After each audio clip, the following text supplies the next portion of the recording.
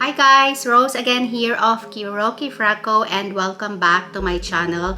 Our today's video is sponsored by HOHEM. But before that, let's have our intro.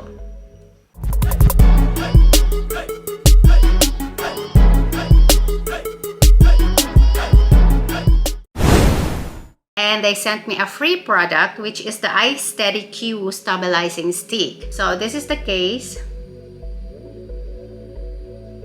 Have the iSTEADY Q, of course. I got the white one. And it's really cute.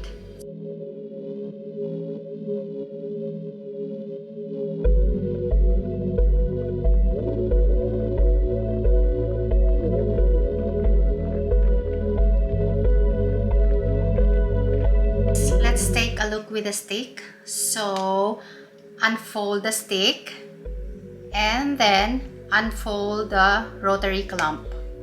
This is a 360 built-in rotary motor.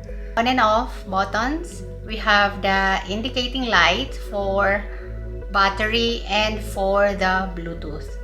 And also on the other side, we have the USB port, charging port actually.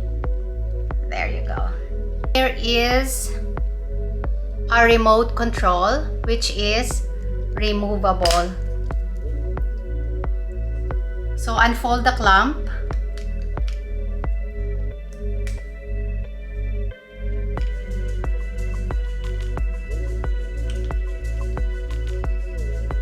So for a landscape, press this once. And then press again for a vertical mode. You need to upload the HOHEM Joy application. So I already have here the application. In HOHEM Joy application, we can find the moment mode, inception, here, fantastic rotation.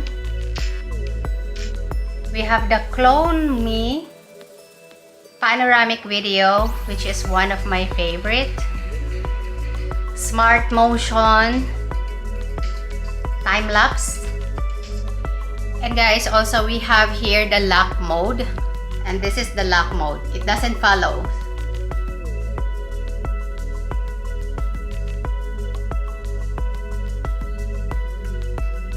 And which is the default mode for iSTEADY Q. Press twice. And you are now in POV follow mode. So it follows the stick. And then for the desktop mode, we have this rotary joint here. So let's just twist it.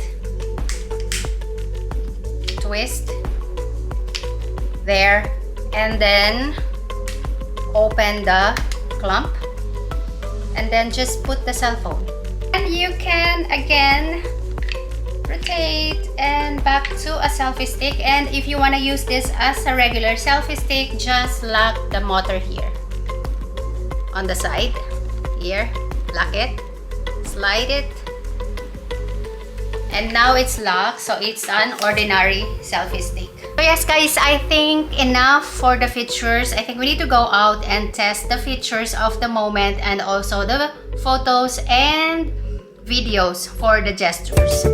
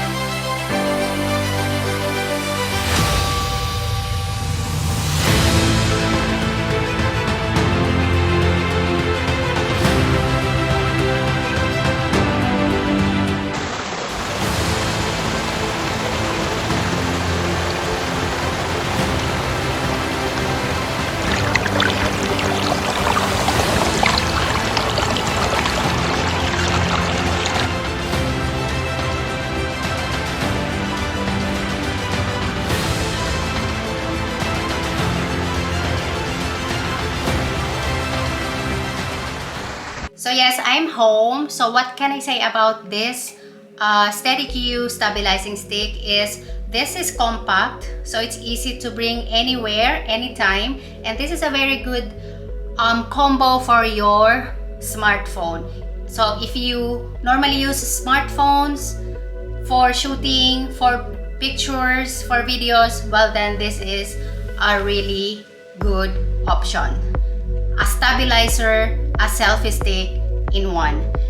And for the price of $30, not bad at all. So hope you guys like this video. God bless.